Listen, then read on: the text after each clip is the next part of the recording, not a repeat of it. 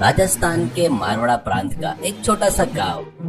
वहाँ चौहान नाम का एक बूढ़ा किसान अपनी पत्नी पार्वती के साथ छोटे से खपरेल वाले घर में रहता था।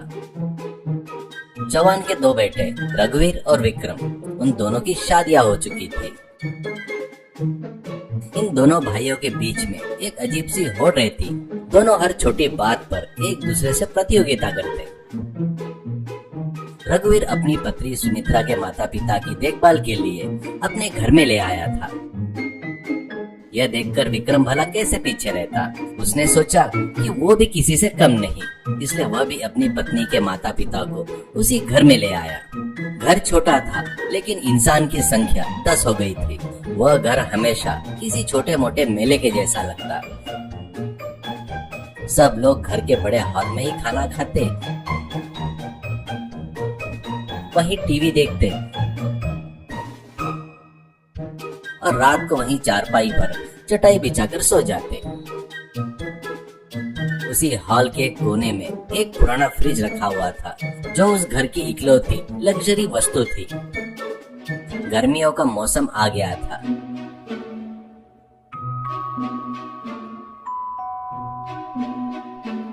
इस वजह से चौहान हर 2 दिन में एक बार बाजार से सबके लिए मिल्क आइसक्रीम लेके आता था। रात के खाने के बाद पार्वती सबको एक एक आइसक्रीम देती। लेकिन यहाँ से असली समस्या शुरू हुई। रघुवीर और सुमित्रा को आइसक्रीम बहुत पसंद थी। उनके लिए एक आइसक्रीम काफी नहीं होती थी। इसलिए रात को जब सब लोग सो जाते तो वो दोनों चोरों की तरह चुपचाप उठकर फ्रिज के पास आते थे। रघुवीर धीमी आवाज में, सुमित्रा जरा संभल कर, तुम्हारा पैर छोटे भाई की सास को लग रहा है। अगर वो जाग गई तो वो आइसक्रीम से भी ज्यादा तेज हमें ही खा जाएगी। वो तो नींद में भी चीजें सूंघ लेती है। सुमित्रा, पहले आप फ्रिज का दरवाजा खोलिए। अगर दरवाजे ने आवाज की तो सब लोग जाग जाएंगे। कल ही आपका भाई शक कर रहा था कि आइसक्रीम गायब हो रही है और ये दरवाजा खोलते समय बहुत आवाज करता है। रघुवीर ने बड़ी मुश्किल से फ्रिज का दरवाजा खोला। अंदर लाइट जलती है। 8 आइसक्रीम देखकर दोनों की आंखें चमक उठी। अरे वाह, इतने ठंडे अमरूद के लिए हम कितने भी राती चोरी कर सकते हैं। मुझे 4-5 निकाल कर दे दीजिए। हाँ, मेरे पेट में तो राजस्थान से भी ज्यादा तेज गर्मी हो रही है। सिर्फ यही इसे ठंडा कर सकती है। दोनों जल्दी जल्दी आइसक्रीम खाते हैं। इसी जल्दबाजी में रघुवीर आइसक्रीम बिस्तर पर गिरा देता है और सुमित्रा अपनी साड़ी से उसे पोंछते हुए एंजॉय करते हुए खाती है। तभी बगल के बिस्तर पर सो रहे चौहान की आंखें खुलती है। वो सब कुछ देखता है कि उसका लड़का और बहू दोनों चोरों के जैसे आइसक्रीम खाते रहते हैं। ये देखकर उसकी हंसी नहीं रुक पाई, पर लेकिन वो चुप रहा। उसे गुस्सा आता है और वो उन्हें सबक सिखाने का फैसला करता है। अगली सुबह सब लोग डाइनिंग टेबल के पास बैठे थे। पार्वती फ्रिज के पास जाती है और जोर से चिल्लाती है, अरे ये क्या हो गया? कल रात मैंने जो आइसक्रीम रखी थी वो सब गायब हो गई। सिर्फ खाली रैपर पड़े हैं। क्या घर में भूत आ गया है? क्या भूत भी ठंडी चीजें खाने लगते हैं? रघुवीर नाटक करते हुए, क्या माँ, आइसक्रीम गायब हो गई? क्या रात को चोर आए थे? शायद किसी ने खिड़की से हाथ डालकर निकाली होगी। लगता है चोर को कोलेस्ट्रॉल की बीमारी नहीं है। भैया, बाहर वाला कोई खिड़की में हाथ डालकर फ्रिज का दरवाजा कैसे खोलेगा? और वैसे भी हमारे घर में 6 सास ससुर है, जिनकी खर्राटे सरहद पार तक सुनाई देती है। कोई आम आदमी तो अंदर आने की हिम्मत भी नहीं करेगा। जरूर वो सांप की तरह रेंगते हुए अंदर आया होगा। हाँ दीदी, मुझे तो बहुत डर लग रहा है। कहीं ऐसा तो नहीं कि फ्रिज की लाइट ही आइसक्रीम खा रही हो, या फिर हमारा फ्रिज गर्भवती हो गया हो और उसे भी ज्यादा खाने का मन कर रहा होगा। चौहान गंभीरता से, अरे बस करो, मैंने उस चोर का पता लगाने के लिए एक बहुत बड़े तांत्रिक को बुलाया है। वो गांव के बाहर ही रहता है। उसका नाम काल भैरव है। वो हवा से ही चोरों को पकड़ लेता है।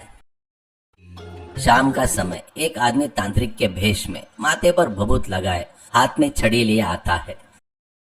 चौहान आदर से उसका स्वागत करता है।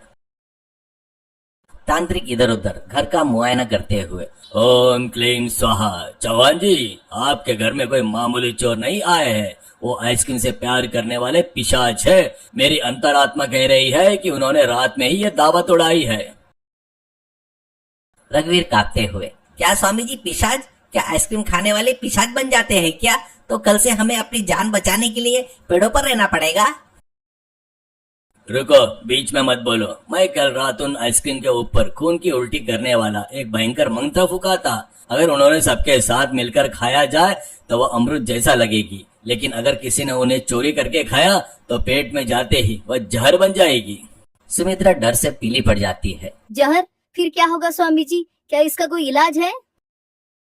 सुबह होते तक वे अपने गले से जमा हुआ खून की उल्टी करेंगे और मर जाएंगे। उनकी जीभ आइसक्रीम की डंडी की तरह सख्त हो जाएगी। वे बोल नहीं पाएंगे, सिर्फ डंडियों के टकराने जैसी आवाजें निकलेंगी। मंत्र ने अपना असर दिखाना शुरू कर दिया है।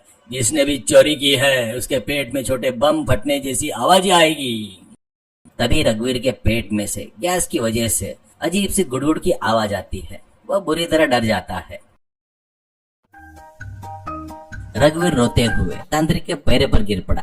स्वामी जी मुझे बचा लीजिए, वो मैंने ही खाई थी। मेरे पेट में जहर फट रहा है। मेरे सास ससुर बाहर नहीं मरना चाहते थे, इसलिए मैं उन्हें यहाँ पर लेकर आया था। लेकिन अगर मैं ही मर गया तो उनकी देखभाल कौन करेगा? सुमित्रा रोते हुए, मुझे भी बचा लीजिए। मैंने 10 में से आधी आइसक्रीम खाई थी। मुझे अभी से खून की उल्टी होने जैसा महसूस हो रहा है। मैं अब कभी चोरी नहीं करूंगी। चाहे तो मेरे सारे गहने ले लीजिए और फ्रिज भरकर आइसक्रीम खरीद लीजिए, लेकिन मुझे मत मारिए। यह सुनकर घर के सभी लोग अपनी हंसी रोक नहीं पाते हैं और जोर जोर से हंसने लगते हैं। विक्रम के ससुर मुंह पर हाथ रखकर हंसते हैं। चौहान भी जोर से हंसता है और सच बताता है। अरे रघुवीर, यह कोई तांत्रिक नहीं है, यह तो हमारे पड़ोस के गांव का शर्मा है। मुझे पहले से ही पता था तुम दोनों ही चोरी कर रहे हो, इसलिए मैंने ही तुम लोगों को सबक सिखाने के लिए यह नाटक रचा था। तुम्हारे पेट की गैस की आवाज और मंत्र का आपस में कोई लेना देना नहीं है। पिताजी, तो क्या मैं नहीं मरूंगा? खून की उल्टी नहीं होगी? मेरी जीभ आइसक्रीम की डंडी की जैसी नहीं बनेगी ना? नहीं बेटा, लेकिन अगर तुम ऐसी चोरी छिपे मीठा खाते रहोगे तो तुम्हें पक्का डायबिटीज हो जाएगा और अस्पताल में जाकर खून की जांच करवानी पड़ेगी। वही तुम्हारी असली सजा है। मुझे नहीं पता था कि तुम्हें आइसक्रीम इतनी ज्यादा पसंद है। अब से मैं हर 2 दिन में नहीं बल्कि एक साथ 4 दिन के लिए आइसक्रीम लाऊंगा। हम सब मिलकर खाएंगे। लड़ने की क्या जरूरत है? क्योंकि हम 10 लोग हैं और 10 आइसक्रीम कम पड़ जाती है, तो अब से मैं एक साथ 100 आइसक्रीम लेकर आऊंगा।